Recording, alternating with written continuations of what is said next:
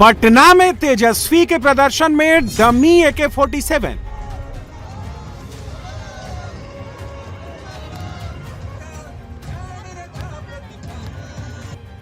तेजस्वी के प्रदर्शन में AK-47 वाले पोस्टर।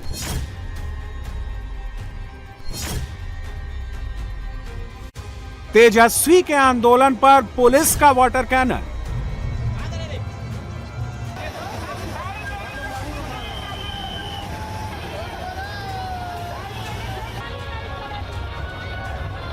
तेजस्वी का लोक भवन मार्च जबरदस्त बवाल।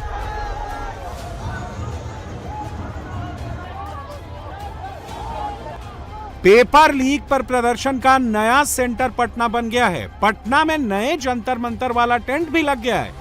गर्दनी बाग में छात्रों का महाधरना चल रहा है। दूसरी तरफ पेपर लीक पर पॉलिटिकल प्रदर्शन भी शुरू हो गया है। तेजस्वी यादव पटना में डमी AK-47 लेकर आ गए। सड़क पर डमी AK-47 दिखाकर सम्राट सरकार पर हल्ला बोल रहे हैं।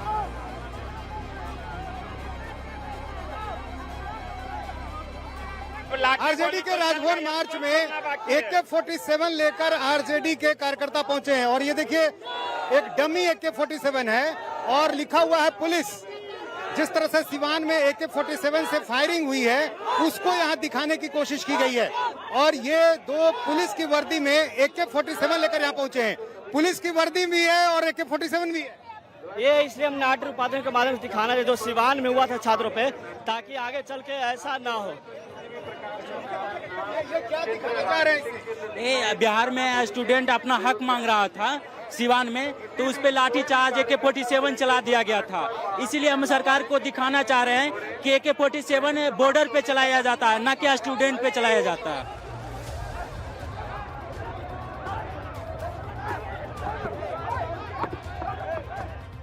5 साल बाद तेजस्वी यादव ऐसे सड़क पर आंदोलन करते नजर आए। 11 साल बाद आरजेडी ने पटना में राजभवन मार्च किया। बिहार में सदन में जाना है तो सड़क पर आना होगा।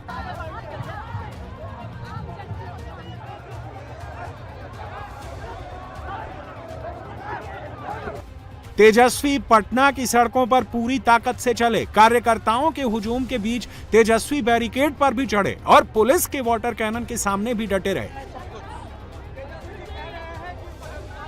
देखिए किस तरह से वो पानी की बौछारें फेंकी जा रही है। तेजस्वी यादव खुद यहाँ आ गए हैं। ये देखिए लगातार जो है अपील की जा रही है कि यहाँ से नीचे उतर जाए। तेजस्वी यादव खुद यहाँ पहुंच गए हैं। तेजस्वी यादव खुद यहाँ पर पहुंच गए हैं। यहाँ देखिए पानी से भीगे हुए तेजस्वी यादव पूरी तरह से पानी से भीग चुके हैं। आरजेडी सांसद संजय यादव उनके ठीक बगल में है और लोक भवन मार्च जो है वो इनकम टैक्स चौराहे तक पहुंच गया। बिहार में कमबैक के लिए तेजस्वी यादव के एक बड़े मुद्दे की तलाश थी। जैसे ही गर्दनी बाग में छात्र आंदोलन का तंबू लगा, तेजस्वी और आरजेडी ने इसे मुद्दा बना दिया। आरजेडी ने पटना में लोक भवन मार्च के लिए अपनी पूरी ताकत लगा दी। तेजस्वी यादव, मीसा भारती, संजय यादव, आरजेडी का हर बड़ा नेता, हर बड़ा पदाधिकारी पटना की सड़क पर मौजूद था।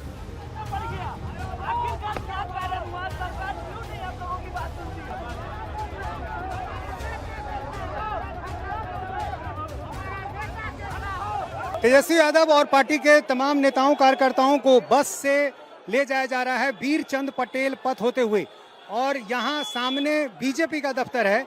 इस रास्ते में अलग अलग दलों का दफ्तर है और यहाँ पर देखिए जहाँ बीजेपी का दफ्तर है वहाँ पहले ही से पुलिस काफी संख्या में तैनात कर दी गई थी, क्योंकि इसी रास्ते से चूंकि आरजेडी के कार्यकर्ता गुजर रहे हैं तो ऐसे में बीजेपी दफ्तर के ठीक सामने काफी संख्या में पुलिस बल को तैनात कर दिया गया था। लेकिन देखिए पार्टी के कार्यकर्ता पार्टी दफ्तर की तरफ लगातार नारेबाजी कर रहे हैं, रुक कर नारेबाजी कर रहे हैं।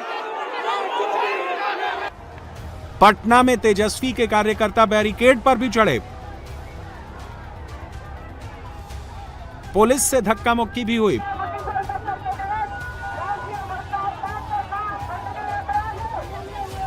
बैरिकेड को उठाकर फेंका भी गया।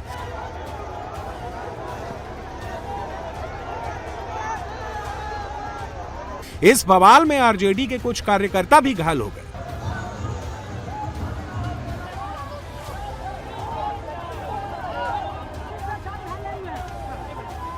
पूरे रास्ते को इस तरह से सील किया गया कि दूसरी तरफ आना बहुत, लेकिन ये देखिए बैरिकेडिंग टूट गई है, ये बैरिकेडिंग टूट गई है, बैरिकेडिंग टूट गई है, इनकम टैक्स की बैरिकेडिंग भी टूट गई है। और अब यहां से छात्र अब आगे बढ़ रहे हैं, ये इस तरफ से बढ़ रहे हैं। ये आरजेडी दफ्तर का रास्ता है और यहां पर भी अब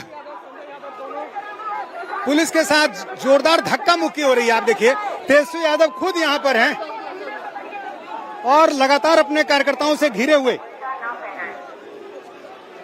पटना में भारी बवाल, काफी हंगामा, क्योंकि तेजस्वी यादव यहां देखिए किस तरह से पुलिस उनको अब ले जा रही है अपने साथ। जब पटना में बवाल ज्यादा बढ़ गया तो पुलिस ने वाटर कैनन का इस्तेमाल किया। वाटर कैनन के इस्तेमाल के बाद भीड़ तितर बितर हुई, लेकिन बवाल खत्म नहीं हुआ।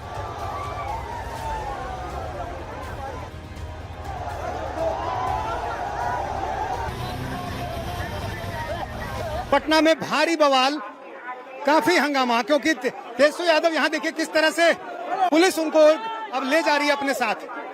पुलिस अपने साथ ले जाना चाह रही है। चारों तरफ से कार्यकर्ताओं ने घेर रखा है।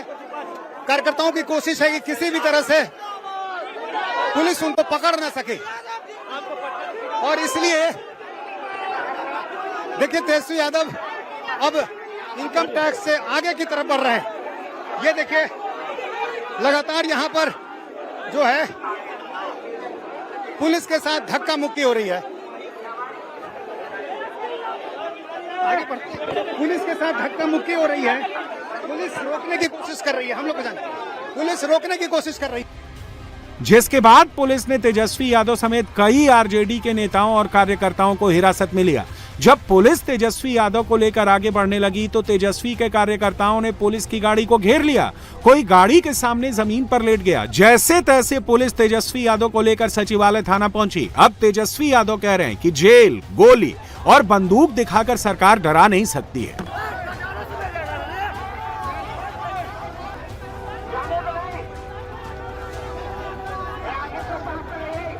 निकम्मी सरकार है, ये चंदा चोर वाली सरकार है, छात्रों पे AK-47 चलाने वाली सरकार है, ये डस्टबिन घोटाले वाली सरकार है। जनता एक एक चीज का हिसाब लेगी। ये पेपर लीक करने वाली वीक सरकार है, वीक सरकार है तभी पेपर लीक हो रहा है। और न्याय मांगने हम लोग आए हैं छात्र के मुद्दे पर, तो इस तरह का हरकत सम्राट चौधरी ने बिहार पुलिस ने किया है, उसका हिसाब बिहार की जनता लेगी।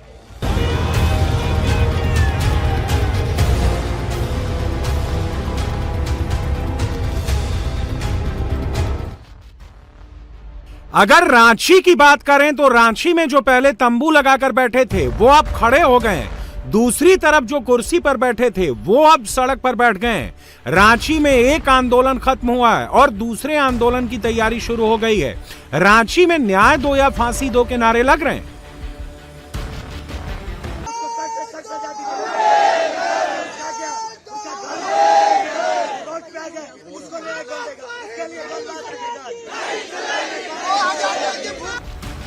रांची में छात्र आंदोलन के बाद हेमंत सरकार ने अभय तिवारी वाली TDPL कंपनी द्वारा कंडक्ट करवाए गए सभी एग्जाम को रद्द कर दिया है। सरकार ने नोटिफिकेशन जारी करके इसकी जानकारी और छात्रों को दी। झारखंड में सरकार ने 14वीं JPSC और JSSC सीजल समेत कुल 22 परीक्षा रद्द की है। 6 पेपर को स्थगित और CID 17 एग्जाम की जांच कर रही है। छात्र आंदोलन से बैकफुट पर आई सोरेन सरकार के फैसले से 45 परीक्षाएं प्रभावित हुई हैं। परीक्षा रद्द होने से मुश्किल उन छात्रों की बढ़ गई है जिन छात्रों की नौकरी इन परीक्षाओं को पास करके लगी थी। अब कर्मचारी रांची में खुले आसमान के नीचे बीच सड़क पर छाता लेकर आंदोलन कर रहे हैं। सोरेन सरकार के खिलाफ अपना विरोध दर्ज कर रहे हैं। झारखंड मंत्रालय है, प्रोजेक्ट भवन है।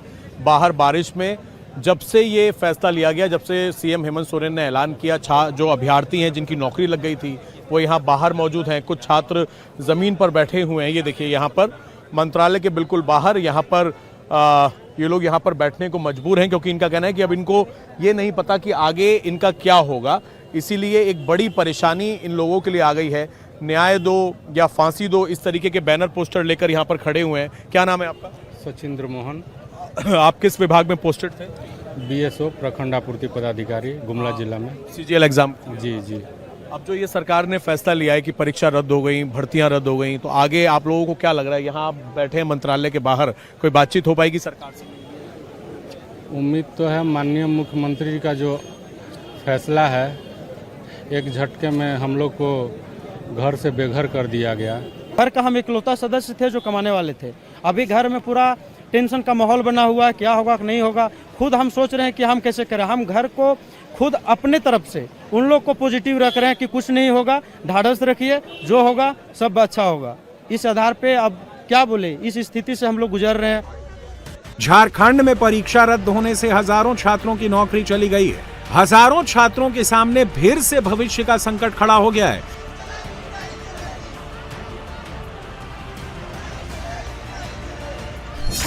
झारखंड में परीक्षा रद्द होने से 4,359 कर्मचारी सड़क पर आ गए हैं। इसमें जेएसएससी सीजीएल के 1965 कर्मचारी हैं, सिविल जज जूनियर डिवीजन के 1932 कर्मचारी हैं। जेपीएससी 11वीं और 13वीं परीक्षा से हुई 342 नियुक्तियां भी रद्द हो चुकी हैं। बाल विकास परियोजना पदाधिकारी के 64 कर्मचारियों के पास नौकरी नहीं बची है और 56 फूड सेफ्टी ऑफिसर भी अब कुर्सी से सड़क पर आ गए हैं। रात में आदमी हर कोई अपने घर पे सोए हुए थे, उनको लगा कि आज मेरी नौकरी है। जैसे सुबह उठ के अपना मोबाइल देखते हैं कि उनकी नौकरी उनके हाथ से निकल चुकी है। तो इस तरह का निर्णय वो भी मतलब जो कार्यरत कर्मचारी हैं, वो सरकारी सेवा दे रहे हैं, उनके उनका हक छीनना ये कहीं से भी उचित नहीं लगता है। कितने लोगों की नौकरियों पर असर पड़ा होगा जो कल अधिसूचना जारी हुई है 11 to 13 और बाकी के एग्जाम? लगभग मुझे लगता है इससे 5,000 के करीब होंगे कर्मचारी जो इससे प्रभावित। झारखंड में जेएसएससी सीजीएल के कर्मचारियों को नौकरी कोर्ट के ऑर्डर से मिली थी और अब कर्मचारी फिर से कोर्ट जाने की तैयारी में है। रांची में सोरेन सरकार फिर से मुश्किल में फंस गई है।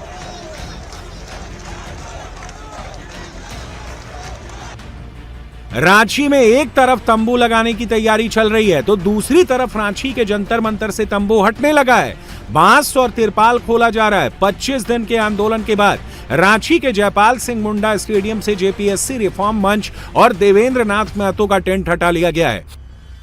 तो आज ये 26वां दिन आंदोलन का। आज 26 दिन बाद ये जो टेंट है खुलने लग गया है और आधा टेंट खुल गया है। छात्र आज अपने घर लौटेंगे, आज घर जाएंगी, आराम से संतुष्टि से खाना वाना खाएंगी। हाँ सर, आज हम लोग घर जाना चाहेंगे। बहुत दिनों से हम लोग घर से बाहर है, एक बार घर भी नहीं जा पाए। खास करके हम तो अनशन में थे, तब से हम यहाँ के यहीं रह गए, कभी घर वर नहीं जा पाए। अपने पापा से मिल पाएंगे। बहुत बहुत शुभकामनाएं आपको। इन छात्रों की मेहनत थी जो कि रंग लेकर आई, मेहनत रंग लेकर आई है। बिल्कुल लेकर के आई है। हम लोग के जो 26 दिन की जो तपस्या थी वो कहीं ना कहीं मेहनत रंग लेकर के आई, लेकिन अभी भी कुछ जो उम्मीदें हम लोग की है वो बाकी है अभी भी। रामपुर, सहारनपुर और दिल्ली 12.5 घंटे से ईडी की टीम आजम खान के ठिकानों पर छापेमारी कर रही है। ईडी रेड के दौरान समाजवादी पार्टी के कई नेता जौहर यूनिवर्सिटी पहुंचे, कैंपस के अंदर जाने की कोशिश की, लेकिन कामयाब नहीं हो पाए। जौहर यूनिवर्सिटी के बाहर सैकड़ों की संख्या में जवान तैनात हैं। आज सुबह से समाजवादी पार्टी बेचैन है, लेकिन अखिलेश यादव ने आज सुबह से ना आजम खान का नाम लिया, ना ही वो सीधे सीधे आजम खान पर बात कर रहे हैं।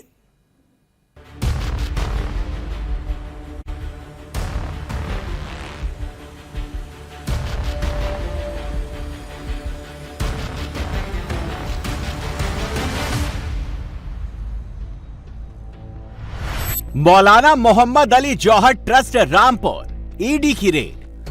मौलाना जौहर अली यूनिवर्सिटी रामपुर, ईडी की रेड।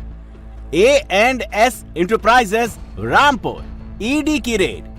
CK एसोसिएट्स रामपुर, पवन कुमार जैन के घर रामपुर, शाहीन खान के घर रामपुर।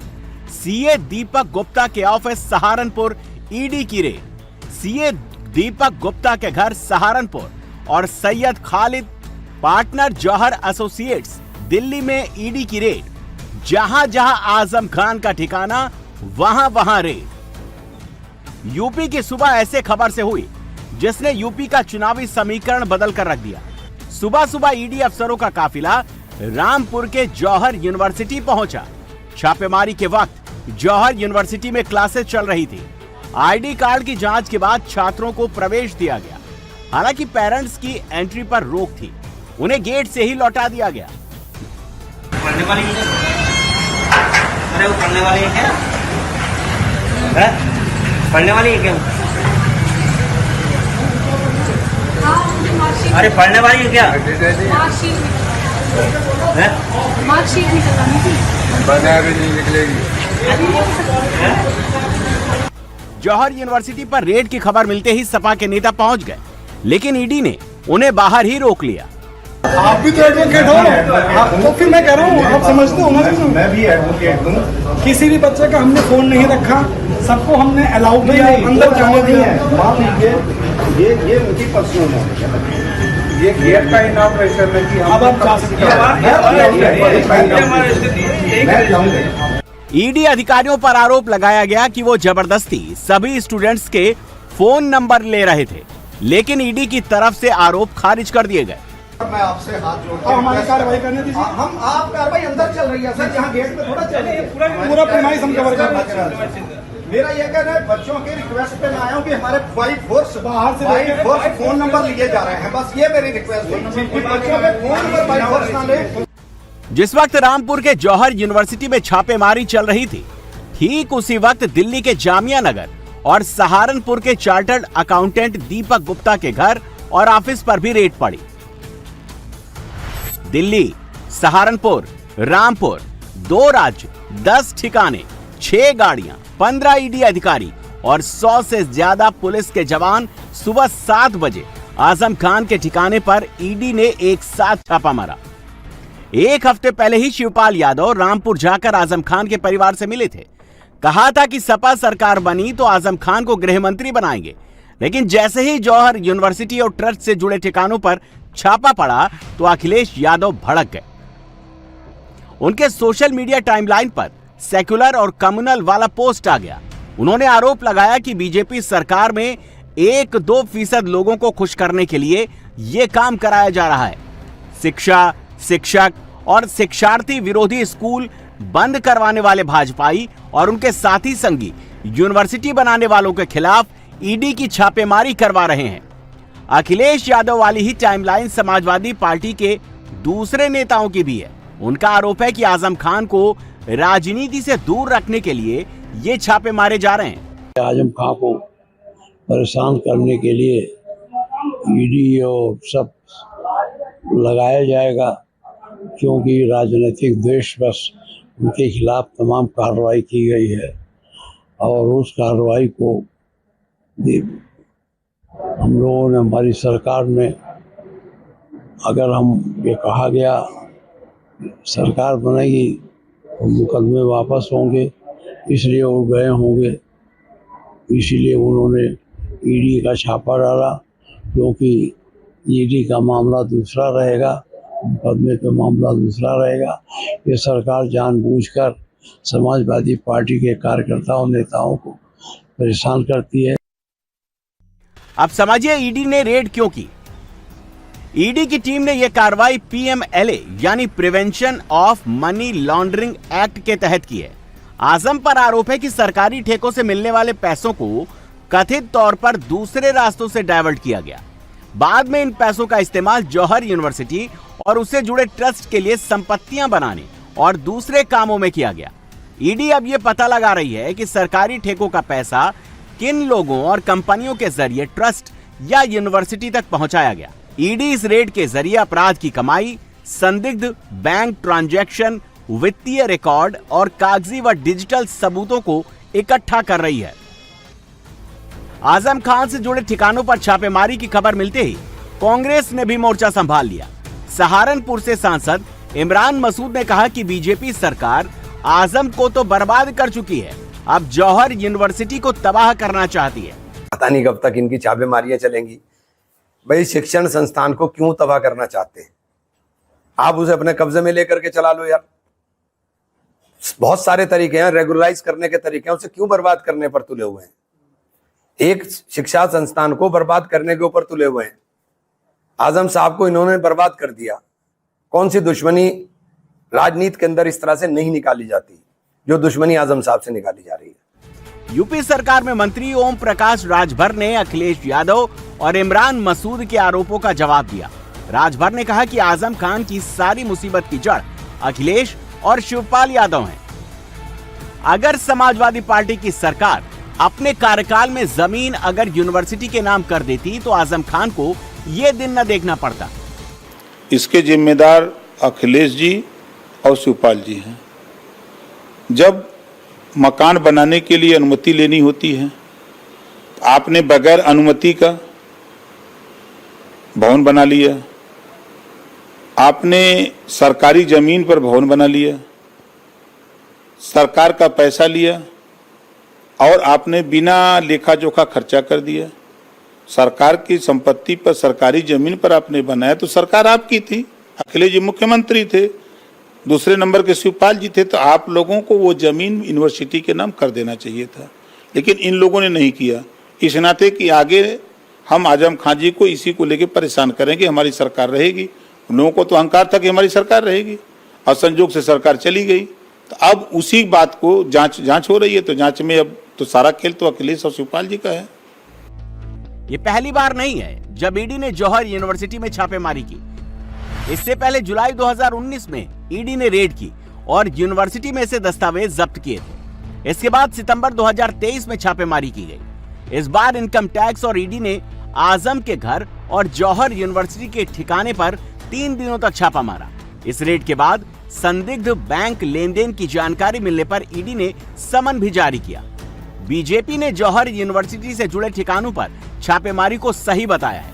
अल्पसंख्यक कल्याण मंत्री दानिश अंसारी के मुताबिक आजम खान ने अपने स्वार्थ के लिए जौहर यूनिवर्सिटी बनाया, सरकारी जमीन पर कब्जा किया, गरीबों की जमीन छीन ली। ऐसे में उनके खिलाफ एक्शन तो होने ही वाला था। देखिए, जब आप बबूल का पेड़ बोएंगे तो आपको मीठे फल नहीं मिलेंगे। ये पूरे प्रकरण में इसे कहावत की याद आती है।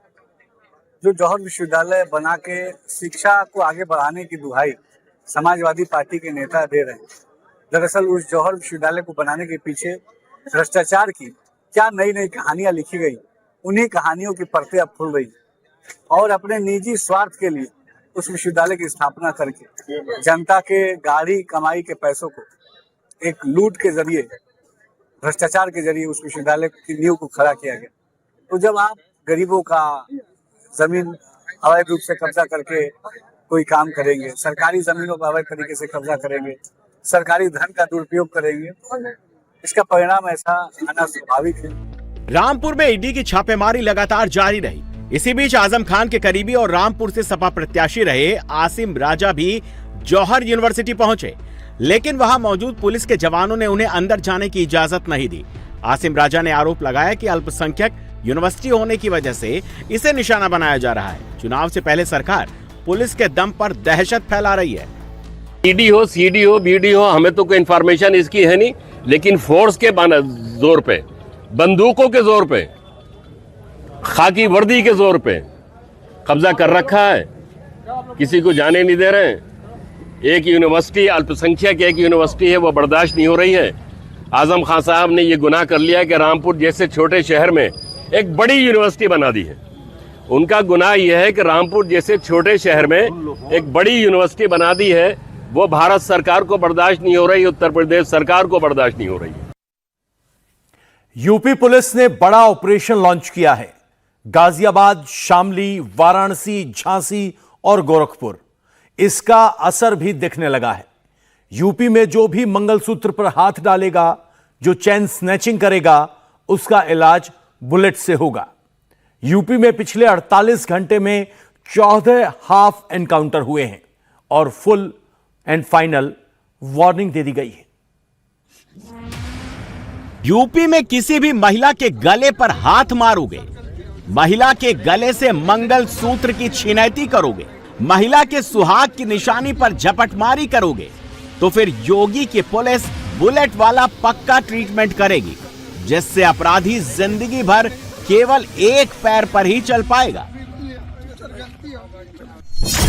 यूपी में दिन, दोपहर, रात किसी भी वक्त किसी भी महिला की सिक्योरिटी ब्रीच करके उसके सोने की चेन पर हाथ सफाई करोगे तो फिर इलाज इसी तरह होगा, दोनों पैरों पर खड़े नहीं हो पाओगे।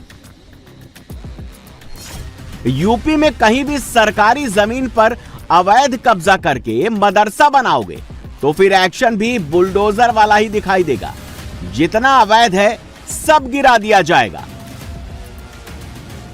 यूपी में क्राइम के खिलाफ, अपराधियों के खिलाफ ताबड़तोड़ एक्शन हो रहा है। यूपी के गाजियाबाद के नंदग्राम में अपराधियों ने चेन स्नैचिंग की तो पुलिस ने इनका हाफ एनकाउंटर कर दिया। यूपी के सिद्धार्थ नगर में 60 साल पुराने मदरसे पर 6 बुलडोजर का एक्शन हुआ और मदरसे मस्जिद के अवैध हिस्से को 2 घंटे के अंदर ढहा दिया गया। झांसी के नवाबाद में विजेंद्र और आशीष विश्वकर्मा ने एक महिला के गले से दिन दहाड़े मंगल सूत्र की झपटमारी की थी। 12 घंटे के अंदर योगी की पुलिस ने विजेंद्र और आशीष का हाफ एनकाउंटर करके उनको सबक सिखा दिया। यूपी में योगी की प्रायोरिटी पर महिलाओं की सुरक्षा है और महिलाओं के सुहाग की निशानी से जो भी खिलवाड़ करेगा उसे एनकाउंटर वाला ही इलाज मिलेगा। यूपी में जो कोई भी महिला की सोने की चेन से खिलवाड़ करेगा, छीनेगा, झपटमारी करेगा, उसे अगले चौराहे पर पुलिस के भेष में यमराज ही खड़े नजर आएंगे और फिर अपराधी अपने दोनों पैरों पर कभी खड़ा नहीं हो पाएगा। यूपी में योगी सरकार की पुलिस बुलेट की रफ्तार से अपराधियों का एनकाउंटर कर रही है। पिछले 48 घंटे में 14 एनकाउंटर किए गए।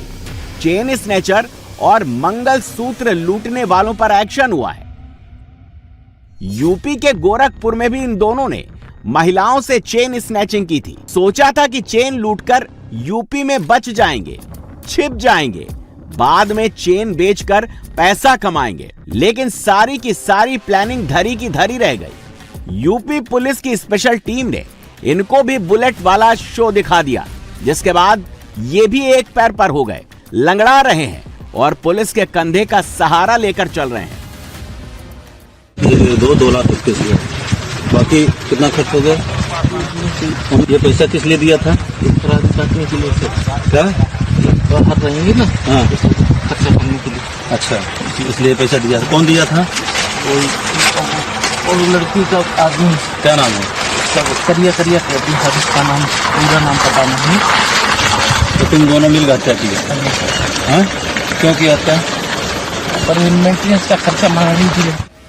जमीन पर अपराधी पड़ा है, पुलिस टीम ने इसका भी हाफ एनकाउंटर किया है। मौके पर ही इंस्पेक्टर अपराधी के पैर में पट्टी भी बांध रहे हैं। ये कोई मामूली अपराधी नहीं था, बल्कि इसने अपने एक और साथी के साथ मिलकर एक बुजुर्ग महिला के घर में घुसकर उसकी हत्या की थी। इसके लिए इसको बाकायदा सुपारी दी गई थी। योगी की पुलिस ने इटावा में इस अपराधी को सबक सिखाया और उसके पास से कैश बरामद किया। इसी एनकाउंटर को लेकर समाजवादी पार्टी के मुखिया अखिलेश यादव इसे स्क्रिप्टेड बता रहे हैं। कह रहे हैं कि यूपी में फिल्म सिटी की शूटिंग चल रही है। शामली में भी यूपी पुलिस ने 25,000 के इनामी बदमाश का हाफ एनकाउंटर किया और उसे बुलेट वाला ट्रीटमेंट दे दिया। बुलंदशहर में चोला पुलिस और स्वाट टीम के ज्वाइंट ऑपरेशन चलाकर 2 गौ तस्कर आरिफ और रशीद का हाफ एनकाउंटर किया है। वाराणसी के लल्लापुरा पांडेपुर इलाके में भी पुलिस ने इस चेन स्नैचर का बुलेट वाला इलाज कर दिया। एनकाउंटर के बाद इसके पास से भी 75,000 रुपए कैश और कंट्री मेड पिस्टल बरामद हुई।